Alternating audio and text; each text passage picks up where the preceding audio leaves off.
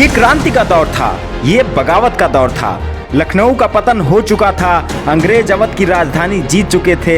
बेगम ने लखनऊ छोड़ दिया था और मार्च का आखिरी सप्ताह भी शुरू हो चुका था। गर्मी बढ़ रही थी और धधक रही थी गोंडा राजा समेत सभी रियासतों में बदले की ज्वाला। नमस्कार, आप देख रहे हैं इंटरनेट की आवाज और ये है घाघरा पार की खास सीरीज, जिसमें हम आपको गोंडा राजा देवीबख्श सिंह के गौरवशाली इतिहास के बारे में बताएंगे। तो चलते हैं अपने वीडियो की ओर। 16 मार्च 1858 को बेगम लखनऊ छोड़ घाघरा पार कर रैकवारों के गढ़ बौंडी महल पहुंच चुकी थी। वहीं अंग्रेजों को बेगम हजरत महल का यूं लखनऊ से निकल जाना कचोट रहा था। बेगम को शक था कि अंग्रेजों के मुखबिर उनकी गतिविधियों पर नजर बनाए होंगे। बौंडी महल पर सभी राजाओं का इकट्ठा होना उन्हें चौंका सकता है। बेगम ने फौरन सभी राजाओं को अपने तालुके जाने का हुक्म दिया। राजा चहलारी के राजकुमार बलभद्र सिंह इस फैसले से नाखुश दिखे। साथ ही राजा इकौना ने भी घर जाने के बजाय अंग्रेजों से दो हाथ करने का निर्णय लिया।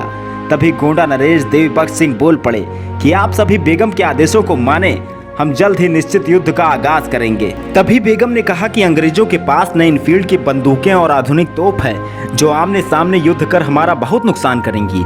इसलिए हमें कुछ दिन तक इंतजार कर योजनाबद्ध तरीके से कार्य करना होगा और फिलहाल गुप्त तरह से अपने सेना को इकट्ठा करिए।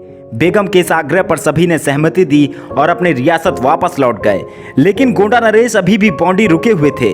उन्होंने गोरखपुर से ब्रिटिश सेना के ब्रिगेडियर रुक्राफ्ट के गोंडा की तरफ बढ़ते बढ़त से अवगत कराया और साथ ही ये भी बताया कि सुल्तानपुर के नाजिम मेहदी हसन कप्तानगंज और अमोड़ा के आसपास लड़ाइयां लड़ रहे हैं। वहीं बेलवा पर अंग्रेजों ने अपनी एक छावनी भी स्थापित कर ली है। मेरे मित्र राजा अशरफ बख्श खां का संपर्क निचलौल के राजा रोहिंदेलसन से हो गया है। अगर जल्द ही अंग्रेजी फौजों को रोका न गया तो वे गोंडा में प्रवेश कर लेंगी। बेगम भी ये बात समझ रही थी कि अगर गोरखपुर से आने वाली फौजों को रोका न गया तो वे बौंडी महल तक पहुंच जाएंगे। गोंडा नरेश ने तुरंत अपनी योजना बताई और कहा कि गोंडा की पूर्वी सीमा पर अपनी फौज लगाकर अचानक जोरदार हमला बोल दिया जाए। हमला इतना जबरदस्त हो कि अंग्रेजों को मदद मांगनी पड़ जाए और जब अंग्रेज लखनऊ से फौज उस तरफ भेजने लगे, उसी समय घाघरा पार की सभी सेनाएं लखनऊ पर हमला कर देंगी और अंग्रेजों को दोनों ही मोर्चे पर जबरदस्त टक्कर देंगी।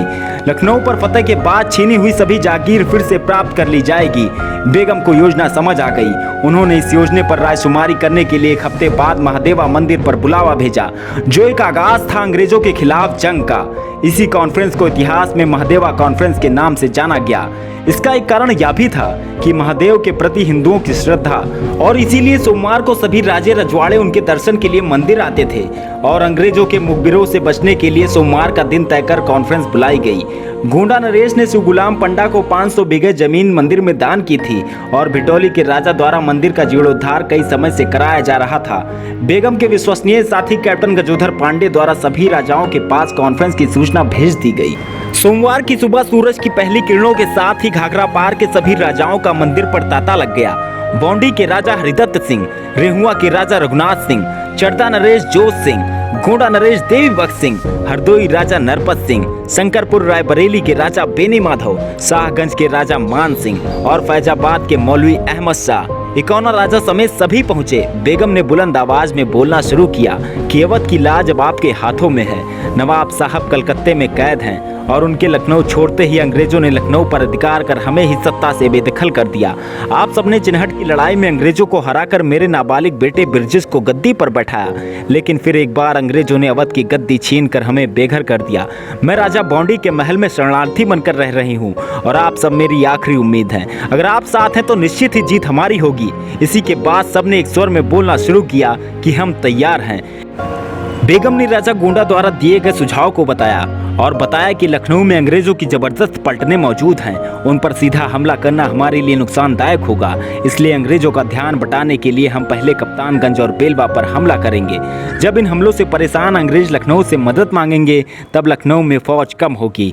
ठीक उसी समय हमारी दूसरी फौज लखनऊ पर हमला कर लखनऊ को आज़ाद करा लेगी। सभी ने एकमुश्त समर्थन दिया और तारीख तय हुई 21 मार्च 1858। राजा देवीबख्श सिंह कप्तानगंज और बेलवा पर आक्रमण करने के लिए सेना जुटाने में लग गए और गोंडा नगर में सभी को कमर कसने का आदेश दे दिया। लखनऊ पर हमले के लिए तारीख नियत हुई 13 जून और राजा चरदा के सुझाव पर रैकवारों की शान बलभद्र सिंह को लखनऊ पर हमला करने वाली सेना का सेनापति चुना गया। अब गोंडा के हर क्षेत्र से अंग्रेजों के खिलाफ लड़ने को जनता हुंकार भरने लगी। केशवपुर पहाड़वा, दत्तनगर, रुद्रपुर विसेन, इमरती विसेन, जगदीशपुर समेत आसपास के हर गांव से लोग लड़ने को तैयार हो गए, जिसकी कहानी हम आपको आगे बताएंगे। अगर आपको गोंडा से जुड़ी ये जानकारी अच्छी लगी हो तो वीडियो को लाइक करें, शेयर करें और देखते रहें इंटरनेट की आवाज़।